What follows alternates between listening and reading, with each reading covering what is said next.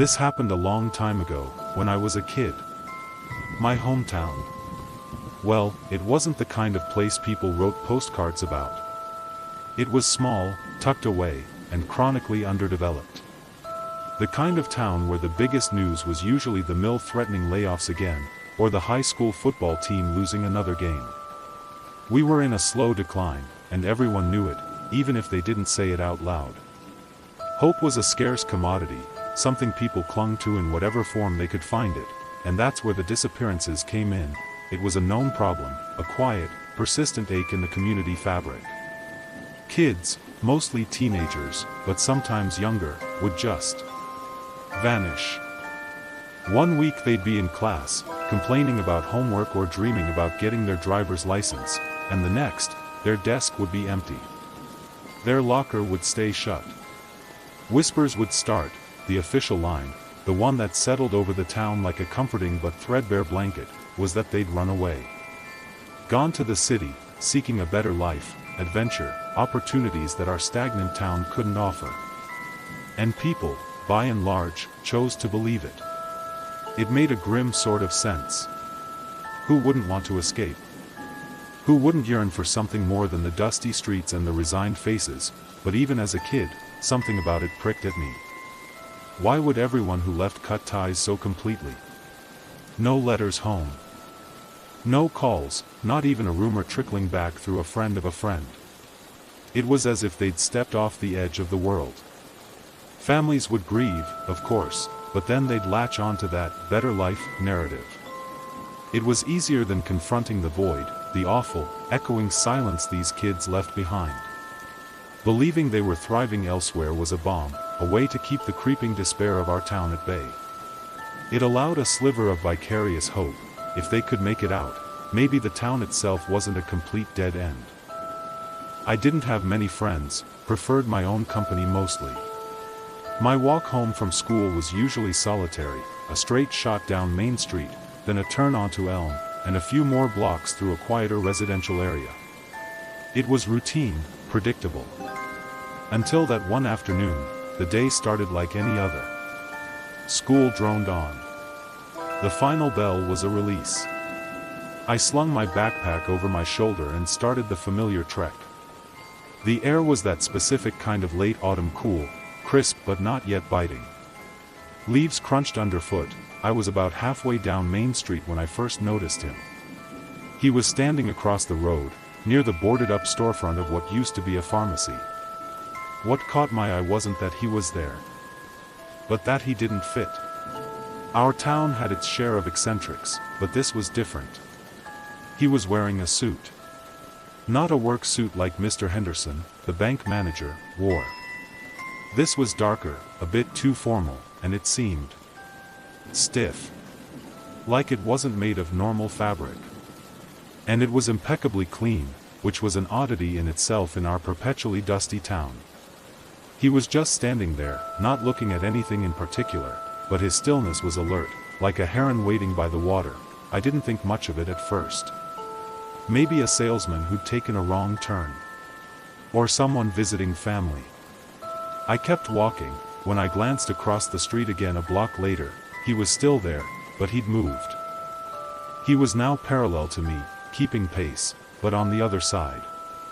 A faint prickle of unease started on the back of my neck. It was probably nothing. Coincidence. I made the turn onto Elm Street. It was quieter here, fewer cars, fewer people out and about. I chanced a look back. He'd made the turn too. He was still across the street, but definitely following. The distance between us was the same, but the casualness was gone from his posture. He was walking with a distinct purpose now, his gaze fixed in my general direction. My heart started to beat a little faster. This wasn't right. Salesmen didn't follow kids home like this. I told myself to be calm. Maybe he was just going the same way. But Elm Street didn't lead to any businesses, just more houses and, eventually, the old scrapyard at the edge of town, I picked up my pace. Not quite running, but a fast, determined walk. I risked another glance. He matched my speed effortlessly. The suit didn't ripple or bunch, it moved with him as if it were part of him. His face was indistinct from this distance, shadowed, but I could feel his attention on me like a physical weight. Panic began to bubble up, cold and sharp. This wasn't a coincidence. I needed to lose him. My mind raced. I knew these streets like the back of my hand. He didn't. Instead of continuing straight towards my house, I made a sharp, unplanned right onto a narrow alleyway that cut between two houses. It was a shortcut I sometimes used, overgrown with weeds and usually littered with overflowing trash cans. It smelled damp and forgotten. I broke into a jog, backpack thumping against my spine. When I emerged onto the next street, breathless, I looked back. For a glorious few seconds, the alley was empty. Relief washed over me, so potent it almost buckled my knees. I'd lost him. Then he stepped out of the alley. He didn't look rushed or out of breath. He just appeared, smooth and silent, and turned his head, his gaze locking onto me instantly. The distance was shorter now, maybe half a block. I could see his face a little better. It was pale, unremarkable in features, yet utterly devoid of expression. No anger, no curiosity, just a blank, waiting stillness. The suit was still pristine. Terror, raw and undiluted, seized me. This was not normal. This was wrong. My only thought was to run. I bolted. My house was still several blocks away, but in the opposite direction now, thanks to my detour. Ahead of me, at the end of this less traveled road, lay the town's unofficial dump, the scrapyard. It was a sprawling mess of rusted cars, discarded appliances, mountains of junk, and treacherous piles of debris. Kids sometimes dared each other to go in, but it was generally avoided. It was vast, chaotic, and dangerous. It was also my best bet. I ran harder than I thought I could, legs pumping, lungs burning. The scrapyard fence, a rickety chain-link affair with several convenient holes, loomed closer. I didn't dare look back. I could hear his footsteps, though, a steady, rhythmic beat on the pavement behind me, never getting closer, never falling further behind. It was an unnervingly consistent sound. I dove through a gap in the fence, scraping my knee, the pain a distant throb compared to the fear coursing through me. The scrapyard enveloped me. The smell was overwhelming: rust, oil, decaying upholstery, damp earth, and something else, something faintly sweet and rotten. Towers of junk rose on either side, creating narrow, winding pathways. I scrambled deeper into the maze, hoping the sheer complexity of the place would be my salvation. I ducked behind a teetering stack of bald tires, heart hammering against my ribs like a trapped bird. I strained my ears, listening for his pursuit over the sound of my own ragged breathing. Silence. Or what passed for silence in a place like this: the groan of stressed metal, the rustle of unseen things in the weeds, the distant hum of the highway. Maybe, just maybe, I'd actually lost him this time. The thought was a fragile flicker of hope. He wouldn't know these paths. He'd give up. I waited, crouched and trembling, for what felt like an eternity but was probably only a minute or two. The adrenaline was starting to ebb, leaving me shaky and cold. I had to get out of here, but not back the way I came. There was another, more dilapidated section of fence on the far side of the yard, closer to the woods. If I could reach that, I could cut through the trees and circle back to my neighborhood. Slowly, cautiously, I peeked around the tires. The narrow passage was empty. I took a deep breath and started to move again, trying to be as quiet as possible, weaving through the metallic skeletons of forgotten vehicles and mountains of discarded household goods. The sun was beginning to dip lower in the sky, casting long, distorted shadows that writhed and shifted with every gust of wind. The light was turning that burnished gold that signals the end of the day. I was nearing what I judged to be the far edge of the scrapyard. I could see the ragged line of trees through a gap in a pile of twisted metal. Freedom felt tantalizingly close. I navigated around a rusted-out hulk of an old pickup truck, its windows long gone, and then I froze. He was there. Standing directly in my path, not 10 feet away, by the very gap in the fence I'd been aiming for. He was just there. As if he'd been waiting. As if he'd known exactly where I was going. My blood ran cold. Every nerve screamed. There was no surprise on his face, no triumph. Just that same blank, patient watchfulness. The impeccably clean suit seemed to absorb the fading light, making him look darker, more solid. He took a step towards me, a strangled sob escaped my throat. I didn't think, I reacted. I spun around and plunged back into the labyrinth of junk, deeper this time. There was no plan, just a desperate need for distance. This time, I heard him coming after me immediately. And he was faster. Much faster. His footsteps weren't the steady, rhythmic pace from before. They were quick, unnervingly light, yet covering ground at a speed that didn't seem humanly possible for someone in a suit, navigating this treacherous terrain. It was like he was gliding over the debris, panic clawed at my throat, making it hard to breathe. I scrambled, tripped, caught myself, pushed onward. My lungs ached. My scraped knee throbbed. Tears streamed down my face, blurring my vision. I could hear him getting closer. I spotted a small, dark opening beneath a pile of flattened car bodies, the kind that had been crushed into grotesque rectangles. It looked like a shallow cave of rusted metal. Without a second thought, I threw myself to the ground and wormed my way into the tight space. It was cramped, filthy, and smelled of stale oil and damp earth. Jagged edges of metal pressed into me from all sides. I squeezed myself as far back as I could, until my shoulders hit the unyielding, cold ground at the very back. I was completely hidden, enveloped in oppressive darkness, save for a sliver of grayish light filtering through a small gap near the front of my metallic tomb. I held my breath, listening. Silence. Then, footsteps. Slow now, measured. Moving around the pile of cars I was under. I could hear the crunch of debris beneath his shoes, the occasional soft metallic scrape. He was searching. Through the tiny gap, I saw a sliver of his dark trousers pass by. Then again. He was circling. My heart felt like it was going to explode. I pressed my face into the dirt, trying to muffle the sound of my own terrified gasps. Every instinct screamed at me to stay still, to become part of the earth and rust around me. The sun was definitely going down now. The already dim light filtering into my hiding spot was fading rapidly. The shadows outside were lengthening. Merging, swallowing details. Then, he spoke.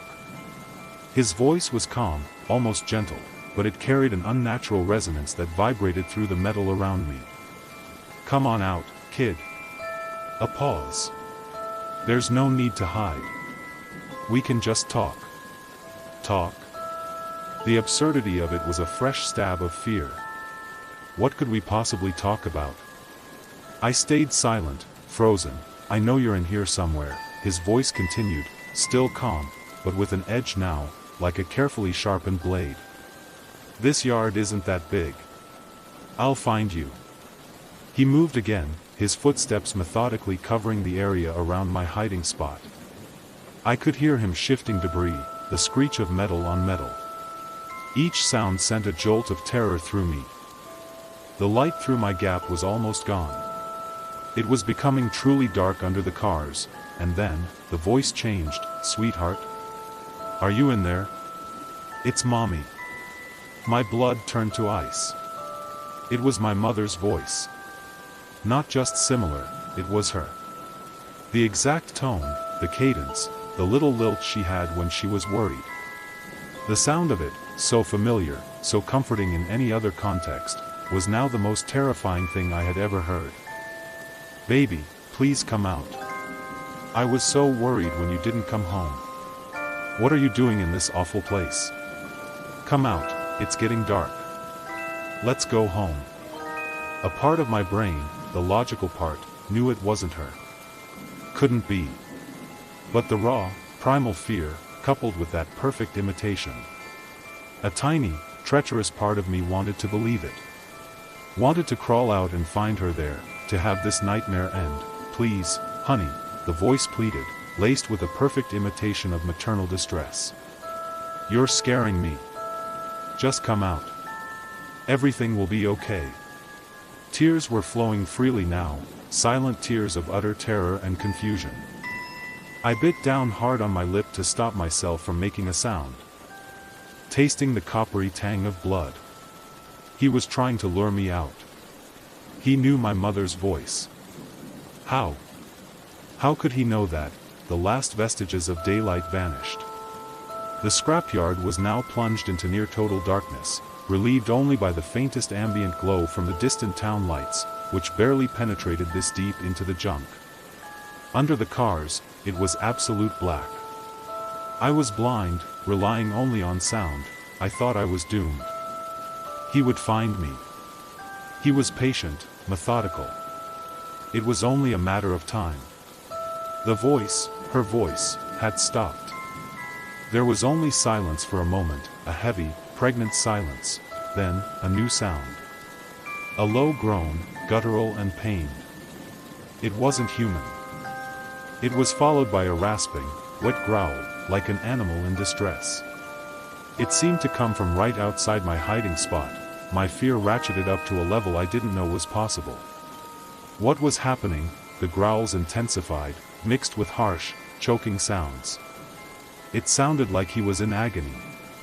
Like the darkness itself was hurting him.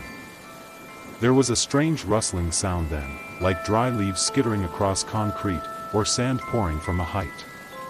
It lasted only a few seconds. And then, nothing. Absolute silence. No footsteps. No breathing. No pained growls. He was gone. I stayed huddled in that metallic coffin for what felt like hours, too terrified to move, too shocked to process. Eventually, the cramping in my limbs and the desperate need to escape the crushing darkness forced me to act. Trembling uncontrollably, I slowly, agonizingly, pushed myself out from under the cars. The scrapyard was utterly dark, save for the sliver of moon that had risen. I stood there, shaking, expecting him to reappear at any moment. But there was nothing. No sign of him. Where he had been standing, or where I thought he had been from the sounds, there was just dust. A faint, fine layer of something dark on the ground, already being disturbed by the night breeze. It looked like a patch of exceptionally dry soil, out of place amongst the damp earth and rusted metal. I didn't wait to examine it. I ran. I ran out of that scrapyard the way I'd come, not caring about the noise I made, fueled by a primal terror that lent my legs impossible strength. I ran through the dark streets, not stopping until I slammed through my front door, gasping for breath, collapsing in a heap in the hallway. My parents were frantic. I was covered in dirt. Grease, my knee was bleeding, my clothes were torn, and I was hysterical. I tried to tell them. I babbled about a man, a suit, the scrapyard, his voice, my mother's voice. But it came out as a jumbled, incoherent mess. They thought I'd had a bad scare, maybe got chased by a dog, or had a run-in with some older bullies. They cleaned me up, bandaged my knee, and put me to bed. I never told them the full truth. How could I? How could I explain that the man who chased me, the man who sounded like my mother, had turned to dust when the sun went down? They would have thought I was crazy. Maybe I was, but I knew what I saw. And I knew what I heard. That thing in the suit wasn't just a serial killer or a kidnapper. It was something else. Something that couldn't stand the night, or perhaps, couldn't exist without daylight in its physical form. Something that hunted in the full light of the sun, the disappearances in our town. I started to see them in a new light. Were they all just kids running away for a better life? Or had some of them, like me, taken a wrong turn on their way home? On a day when the sun didn't set a little too quickly? Had they been lured by familiar voices out of hiding, into the waiting darkness? The thought made me sick, that promise, I will find you eventually, kid. Just in another day, perhaps, has haunted me ever since. I moved away from that town as soon as I could. I try to live a normal life. But I'm always aware of the sun. I don't like being out alone when it's full day. And sometimes, on quiet evening, when the shadows grow long, I think I hear a faint rustling, like dry leaves, or sand. I don't know why it seemed to turn to dust. I don't know what it was. But I know it was real. And I know it wanted me. The gaps in our town weren't just kids leaving for the city. Some of those gaps were torn open by things that thrive under the daylight.